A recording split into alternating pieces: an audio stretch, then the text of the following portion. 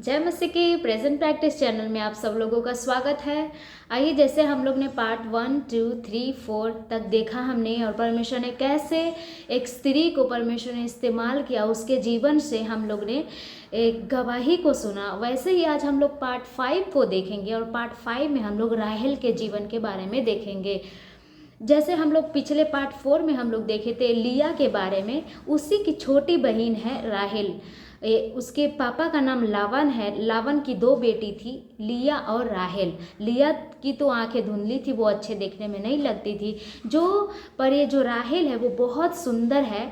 और बाइबल में इसके जब राहेल को हम लोग बताते हैं ना, तो इसको लव स्टोरी के बारे में हमारे जीवन में याद आ जाता है कि यही एक जो स्त्री है जो बाइबल में लव करके शादी की थी, मतलब लव की थी, और लव करने के बाद इसका शादी हुआ था।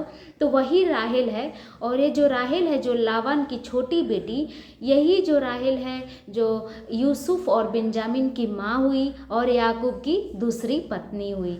तो हम लोग राहेल के बारे में आज 3 पार्ट को हम लोग देखेंगे। 3 जो मेन उद्देश्य को देखेंगे। पहला है कि उसके शादी के बारे में देखेंगे कि कैसे उसको शादी हुआ और कैसे परमेश्वर ने उसको याकूब के साथ शादी के रिश्ते में बांधा।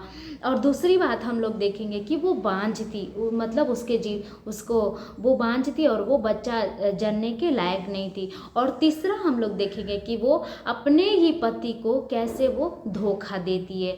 तो पहला हम लोग देखेंगे शादी, उसको शादी कैसे हुआ उसके बारे में हम लोग देखेंगे।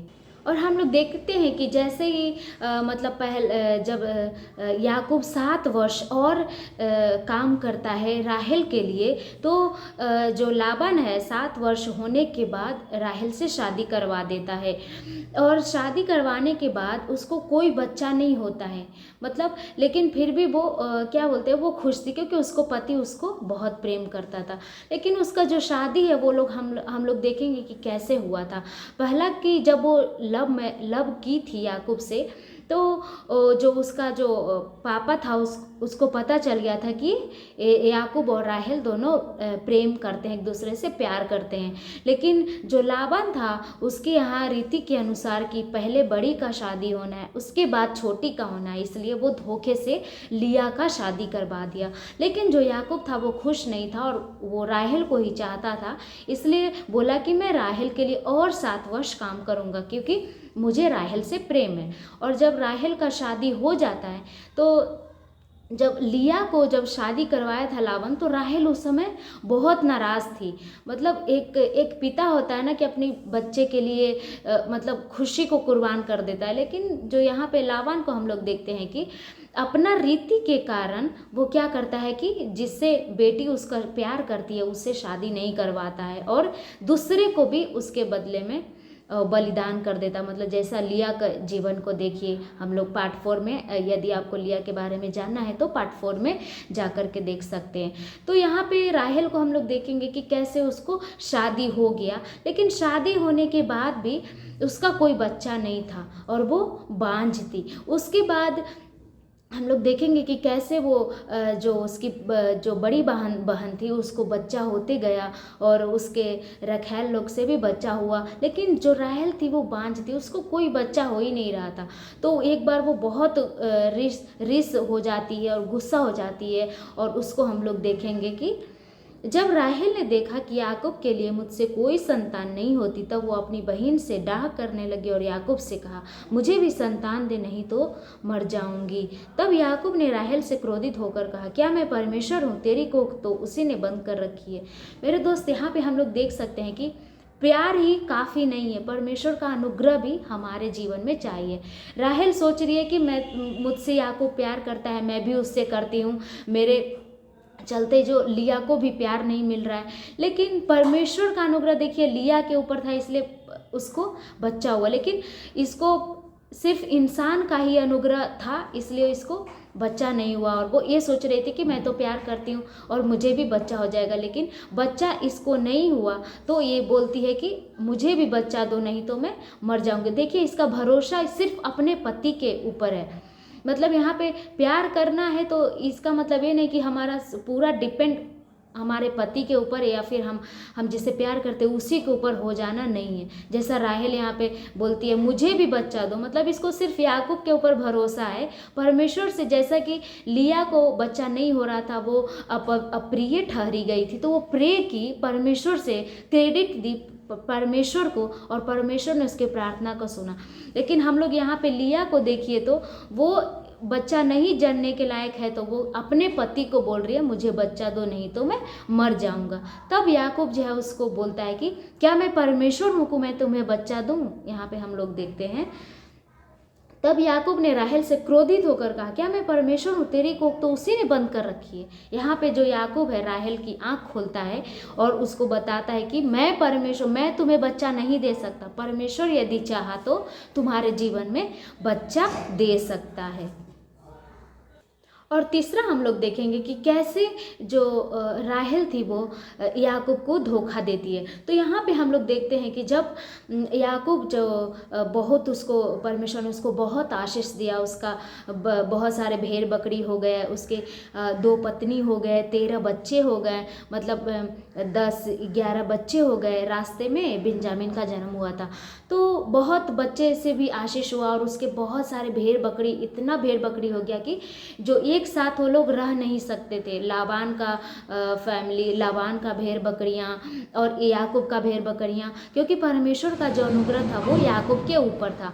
तो यहाँ पे याकूब बोलता है कि अब मैं अपने देश जाऊंगा। तो लाबान तो बोलता है कि ठीक है तुम जाओ। तो यहाँ पे हम लोग देखते हैं लिया राहेल क्या करती है कि जो उसका जो लाबान का जो गृह देवता था, उन लोग पहले के ज़माने में जो गृह देवता को रखते थे, घर के देवताओं को रखते थे, उसको क्या करती है कि आते समय चुरा लेती है। और उसको यहाँ पे देखते हैं कि जैसे जब लिया को शादी करवाया था याकूब के साथ, जो कि राहेल प्यार करती थी उससे, तो उसी का गुस्सा के कारण वो जो क्या है कि जो राहेल है वो आने के समय वो अपने गृह देवताओं को चुरा के अपने साथ लेकर आ जाती है। और यहाँ पे याकूब को भी नहीं पता रहता है कि राहेल ने एक किया। पहले हम लोग देखते हैं कि जब उसके बच्चे नहीं होते हैं तो याकूब को बोलते हैं कि मुझे बच्चा दो। और यहाँ दूसरी गलती उसको हम लोग क्या देखते हैं कि चोरी का उसका आदत है, मतलब वो अपने पिता के ही घर में वो क्या करती है, चोरी कर करके आती है। लेकिन क्या होता है कि जब लाबान को पता चल जाता है कि याकूब और उसके सारे बच्चे लोग, उसके पत्नियां सब लोग चले गए हैं, तो लाबान जो है अपने घर में जा कर के देखता है तो उसका जो गृह देवता है वो नहीं रहता है, वो जो जगह से गायब रहता है। तो जो लाबान है अपने सारे सेवकों लोग उससे बोलता है कि चलो याकूब का पीछा करेंगे, और उसको जा कर के पकड़ता है और पकड़ के बोलता है कि ठीक है तुम मेरे बच्चे लोग को लेकर आ गए, मेरी बेटियां लोग को लेकर आ गए, लेकिन साथ साथ में तुमने मेरे गृह देवताओं को भी लेकर आ गए। मतलब लाबान को बहुत दुख हुआ कि चलो ठीक है मेरे फैमिली को लेकर आ गए, अब तुम्हारा फैमिली है, सारे भेड़ बकरियां को भी तुम लेकर आ गए, लेकिन मेरे घर से चोरी तो तुम्हें नहीं करनी चाहिए थे। लेकिन याकूब जो था वो तो ऐसा बात उसको पता भी नहीं था कि कौन चोरी किया है। तो वो जो लाबान है पूरा आकर के, तो यहाँ पे जो याकूब है वो बोलता है कि मुझे नहीं मालूम और मैं ये सब बातें जानता भी नहीं हूँ। यहाँ पे हम लोग देखते हैं वचन में 31-32 में, उत्पत्ति 31-32 में याकूब बोलता है लाबान से कि जिस किसी के पास तू अपने देवताओं को पाए वह जीवित न बचेगा। मेरे पास तेरा जो कुछ निकले उसे भाई बंधुओं के सामने पहचान कर ले ले, क्योंकि याकूब न जानता था कि राहेल गृह देवताओं को ले आई है। यहाँ पे वो शपथ खा लेता है, मतलब कसम खा लेता है कि जो भी तुम्हारा जो सामान मेरे पास निकलेगा, जिसके पास निकलेगा वो मृत्यु का कारण हो जाएगा। लेकिन याकूब को नहीं पता था कि जिससे याकूब इतना प्यार करता है वही चोरी करके अपने पापा के ही घर से चोरी करके आई है। उसके बाद जो लाबान है क्या करता है, पूरा छानबीन करता है, पूरा खोजता है, लिया के तंबू में जा कर के खोजता है, उसके दासी लोगों के तंबू में जाकर खोजता है, उसके बच्चे लोगों के तंबू में जाकर खोजता है, याकूब के तंबू में जाकर खोजता है, लेकिन उसको कहीं नहीं मिलता है। तो जो राहेल थी वो तो बहुत डर गई कि मतलब अभी चोरी भी की है और बता भी नहीं सकती है, क्योंकि यहाँ पे देखते हैं जब ये जो राहेल है इतनी सुंदर है, देखने में भी है, लेकिन अगर उसके चोरी का इंजाम अगर किसी को पता चलेगा, जैसे रेबिका को पता चलेगा, उसकी सासू माँ को, याकूब को पता चलेगा, उसकी बहन को पता चलेगा, उसके बच्चे को पता चलेगा, तो उसके ऊपर क्या बीतेगा, मतलब वो मुंह दिखाने के लायक नहीं रहेगी ना। तो यहाँ पे वो जो जहाँ पे गृह देवता वो रखी थी उसके ऊपर वो बैठ जाती है और बैठ के बोलती है, जब लावन आता है इसके तंबू में तो बोलती है कि मैं मासिक धर्म में हूँ, मतलब मुझे पीरियड आया है, मैं उठ नहीं सकती हूँ, ऐसा करके। तो पापा है, पापा तो प्रेम करते अपने बच्चे को, और ऐसे सिचुएशन में वो बोल भी नहीं सकते हैं कि तुम उठो, मुझे अपना गृह देवता चाहिए। देखिए कि एक अपने बच्चे का प्रेम, अपने बच्चे का परवाह के कारण वो लावान जो है जहाँ वो बैठी थी उसको छानबीन नहीं किया, क्योंकि उसको पता था मेरी बेटी ऐसा कर ही नहीं सकती है।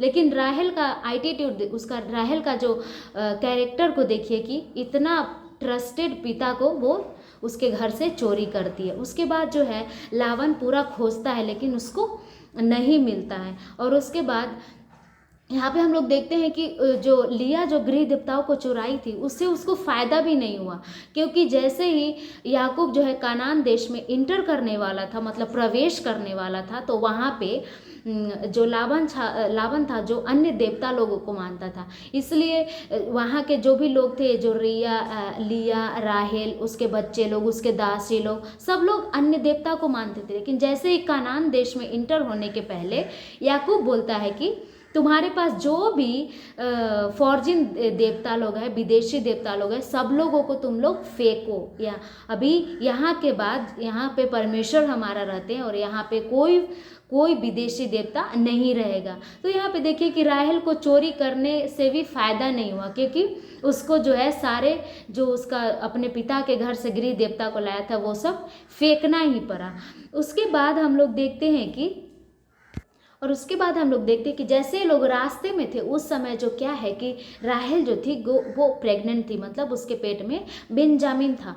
और जब रास्ते में वो लोग इतना सफ़र कर रहे थे तो उसको जच्चा की पीड़ा होती है, और उसके बाद वो जब जनने लगती है तो बच्चा तो ठीक रहता है, मतलब वो जिंदा आता है बाहर, लेकिन जो राहेल है उसी समय मर जाती है। तो बाइबल में ऐसा लिखा है कि मतलब सबसे जो जवानी उम्र में जिसका मृत्यु हुआ वो राहेल ही थी, मतलब बस दो बच्चे के जन्म के बाद ही वो, पहला तो यूसुफ था और उसके बाद जो छोटा बेटा जो बिन्यामीन था उसके जन्म के समय ही वो प्राण त्याग देती है, मतलब उसका मृत्यु हो जाती है। तो यहाँ पे हम लोग देखते हैं कि मतलब वो सुंदर थी, उसको पति का प्यार मिला, लेकिन वो क्या बोलते हैं कि परमेश्वर के ऊपर भरोसा नहीं रखी। अभी उसको बच्चा नहीं तो पति को बोलती है मुझे बच्चा दो, नहीं तो मर जाऊंगी, फिर यहाँ पे चोरी भी करती है, लेकिन उससे कोई फ़ायदा नहीं होता है। उसके बाद हम लोग देखते हैं कि उसको कैसे मृत्यु होती है। वो जब बच्चे को जनने लगती है, जब उसका जो दूसरा बेटा को, उसी समय उसका मृत्यु हो जाता है। और उसके बाद वो जो उसके जो धाई लोग होते हैं, दासी लोग, वो बोलते हैं कि तुम चिंता मत करो, तुम्हारा एक और बेटा हुआ है। लेकिन उस समय के बाद से राहेल मर जाती है और उसके बाद रास्ते में ही याकूब क्या करता है, उसको दफना देता है और उसके बाद से वहाँ से वो लोग कूच करके अपने देश में चले जाते हैं। तो राहेल के जीवन से हमें विश्वास है कि आप लोग बहुत कुछ सीखे और परमेश्वर इस वचन के द्वारा आप सब लोगों को आशीष दे।